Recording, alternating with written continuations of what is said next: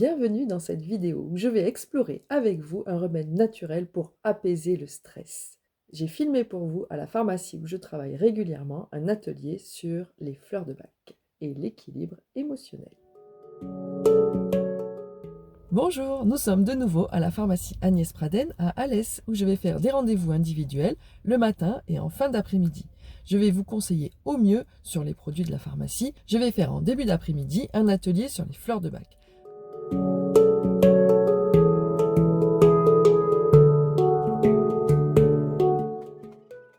Donc je vous distribue un petit papier pour suivre pendant l'atelier. Donc d'abord une petite explication sur les fleurs de Bach, ce que c'est. Donc le docteur Bach qui a développé dans les années 30, vous voyez c'est entre deux guerres, ça ne date pas d'hier. Il avait une clinique psychiatrique, c'est un psychiatre, à côté de Londres. Il s'est dit je vais utiliser les plantes, mais sous forme vibratoire. Et du coup, il a mis en place la solarisation. C'est-à-dire qu'il a pris des fleurs, qu'il a mis sur de l'eau, et il les a laissées au soleil pendant au moins 3 heures. L'information vibratoire de la fleur a imprégné l'eau grâce à ça. Et donc cette eau, il l'a mélangée avec du brandy pour la conservation. C'est pour ça que depuis toujours, on utilise le brandy avec les fleurs de Bach. Et donc il s'est rendu compte que ces vibrations de fleurs donner une aide à notre état vibratoire à nous. On sait qu'au niveau émotionnel, en fait, c'est un état vibratoire, l'état émotionnel dans lequel on est. Parce que l'idée, c'est quoi? C'est que ça nous rapproche de qui on est vraiment à l'intérieur. On s'est mis, avec notre vie, on s'est mis une carapace, on s'est mis des couches de protection. Donc l'idée du Dr Bach, c'est de ramener vers l'alignement personnel de ce qu'on est nous-mêmes. Alors il parle d'âme et tout ça, pourquoi pas? On peut appeler ça n'importe comment. Le nom n'est pas important. Ce qui est important, c'est que c'est vraiment nous ce qu'on est à l'intérieur. Et on est plus que juste notre physique, en fait. On est au niveau vibratoire, on est beaucoup plus important. D'ailleurs, on sait, au niveau vibration, on peut se toucher à distance.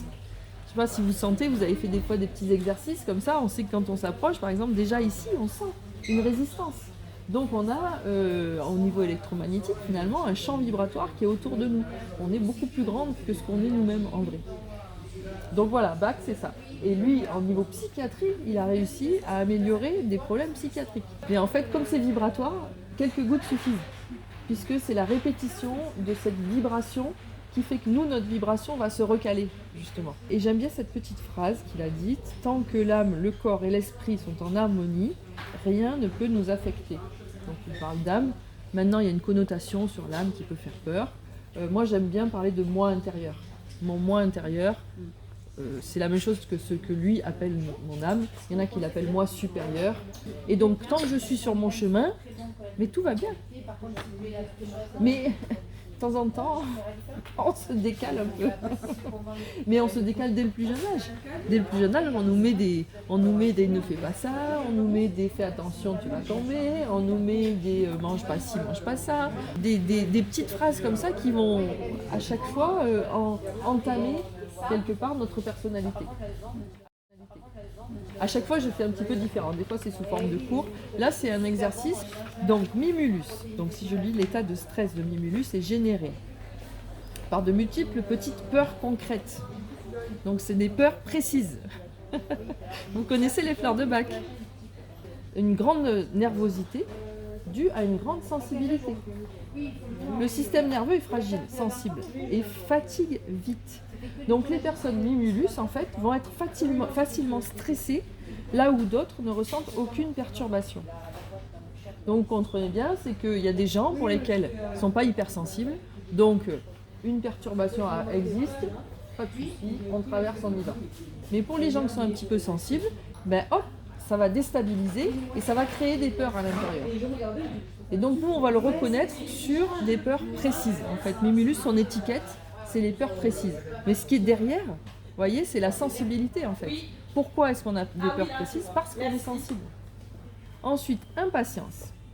Bon, impatience, pour les personnes de type impatience, sont fréquemment stressées et en plus stressent les autres. Et t'as pas fait ça, et il faut faire ça, et on va être en retard. Ce sont des personnes à l'esprit rapide, qui s'irritent facilement, surtout devant la lenteur des autres.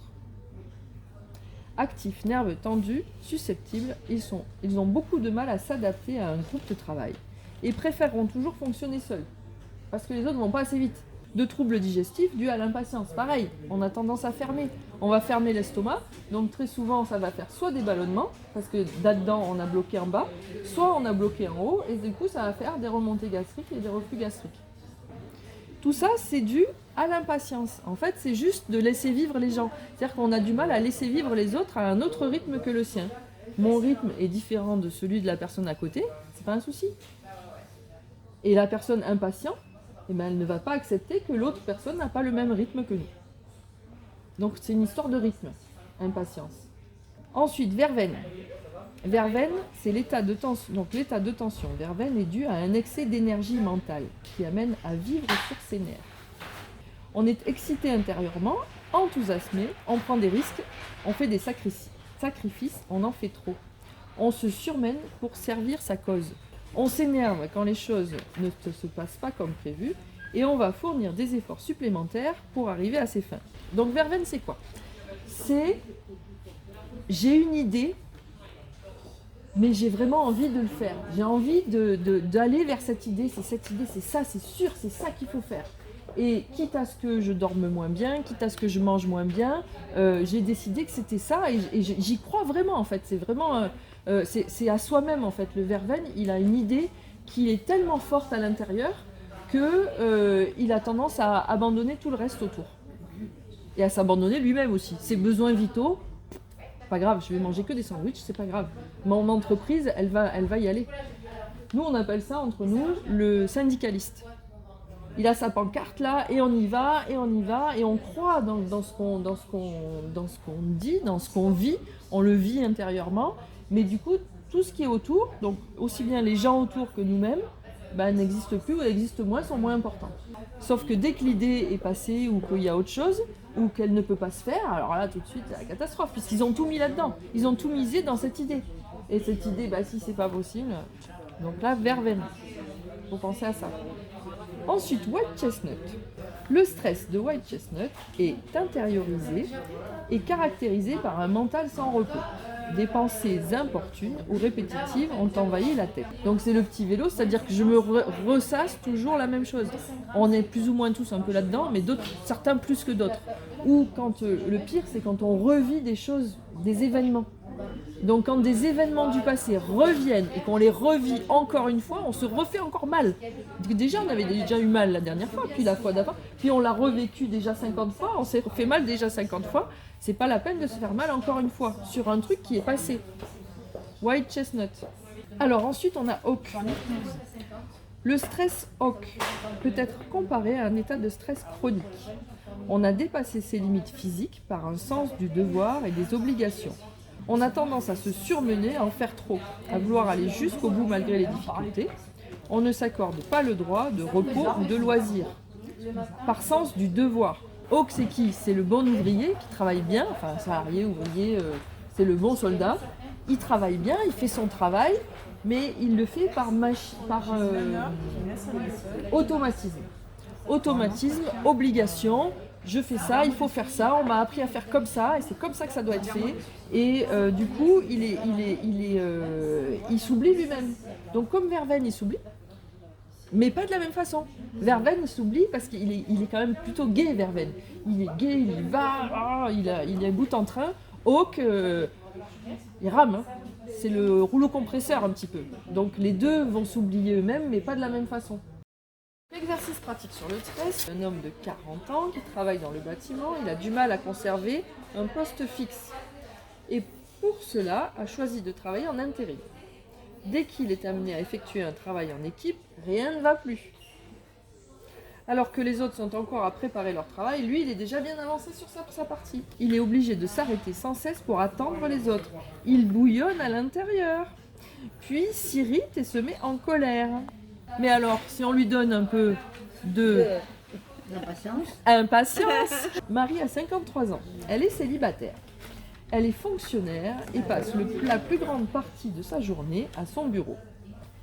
Son travail est astringent et elle se rend compte qu'elle emporte une grande partie de ses soucis chez elle et que ceux-ci la poursuivent même la nuit. Son sommeil est entrecoupé de moments de réveil, peuplés de préoccupations multiples en relation avec son travail, qui bien que fatiguée par ses mauvaises nuits, est toujours présente à son poste. Et là, on a 2 fleurs. Impatience. Impatience. Non. Verveine. Oui, white, pardon, bien sûr. White et impatience. White et non, pas impatience. Verveine. Non. Non. Bon, ben on les aura tout fait. Ok. Oak. Oak, c'est parce que elle va au travail. Elle tient le coup, elle est courageuse. Mais bon, elle va aller au burn-out en y allant comme ça. Et White Chestnut parce que ça l'amène jusque le soir. Le soir, elle y pense, la nuit, elle se réveille et elle pense toujours. Le petit vélo, il est là. Donc à chaque fois qu'elle se réveille, elle repense encore à ses problèmes. White Chestnut. Corinne a 38 ans. Elle souffre de diverses tensions musculaires et de douleurs aux yeux depuis plusieurs années. Elle dépense une énergie nerveuse énorme dans des projets idéalistes. Là, vous savez déjà ce que c'est. Et se dispute souvent avec son mari, qui ne comprend pas toujours pourquoi elle préfère s'occuper d'activités extérieures plutôt que de son foyer. Là aussi, vous avez compris, c'est toujours le même. Depuis quelque temps, elle est si tendue qu'elle n'arrive pas à dormir et passe ses heures d'insomnie à ressasser son manque de liberté et l'incompréhension de son mari face à ses idéaux. Et elle pourrait même avoir des problèmes digestifs. Donc c'est verveine. Elle pense à ses projets et pas trop à son mari. Donc il n'est pas content. Théo, il a 8 ans. Il vient de changer d'école, il est très nerveux. Bichette. Mais oui, son sommeil est agité, il se plaint tous les matins d'avoir mal à l'estomac. Il refuse de prendre son petit déjeuner. Il n'aime pas manger à midi à la cantine, à l'école, parce que manger en présence de personnes qu'il ne connaît pas le rend nerveux en plus. Mimulus, eh oui, il a peur. Regarde que ça a quand même un effet, Ouais. malgré que ça soit bien dilué. Ouais, parce que c'est vibratoire, c'est vraiment la vibration. Donc la vibration de la fleur entraîne un changement de vibration en face. Ben là, on prend une vibration de l'extérieur et du coup, nous, on va se mettre dans la même vibration que ce qu'on a pris. Et bien du coup, maintenant, vous allez pouvoir choisir lesquels vous voulez prendre pour vous-même. Pour chacune, j'ai un flacon vide